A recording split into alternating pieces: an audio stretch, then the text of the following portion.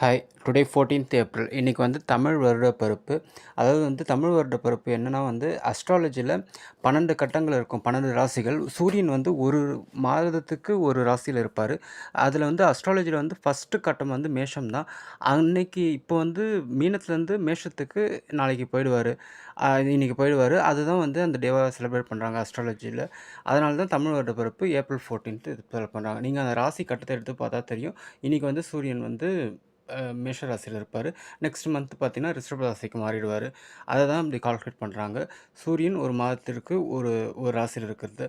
தென் செகண்டாக பார்த்தீங்கன்னா உலக சித்தர்கள் தினம். உலக சித்தர்கள் தினம் வந்து சித்தர்கள்னால் வந்து மருத்துவர்கள், அதாவது இந்த ஆயுர்வேதிக் அது மாதிரிலாம் சொல்கிறாங்களே, அதெல்லாம் கண்டுபிடிச்சி அவங்களுக்கு ஒரு டேவாக இந்த டேவை செலிப்ரேட் பண்ணுறாங்க. தென் தேர்ட் பார்த்தீங்கன்னா தேசிய தீயணைப்பு சேவை தினம். என்ன வாரம் சொன்னேன், ஏன்னா 5 FSW தான் போட்டிருக்காங்க. ஃபயர் சர்வீஸ் வீக் அப்படின்னு சொல்லிட்டு ஏப்ரல் 14 டு ஏப்ரல் 20th வந்து அந்த ஃபயர் சர்வீஸ் பண்ணுறவங்கள அவங்கள செலிப்ரேட் விதமாக பண்ணுறாங்க. தென் தேர்ட் பார்த்தீங்கன்னா இன்றைக்கி டாக்டர் அம்பேத்கரோட பிறந்தநாள். இவர் வந்து 1891 பானு. இன்றைக்கி தான் இந்த டேட்டில் பான் ஆகிறாரு. டிசம்பர் 6, 1956 மத்திய பிரதேஷில் இறந்துடுறாரு. இவரோட ஃபுல் நேம் வந்து பீமாராவ் ராம்ஜி அம்பேத்கர்.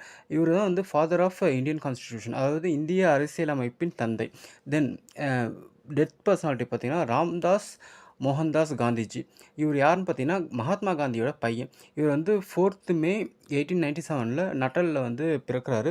14th April 1969 பூனேயில் இறந்தார்.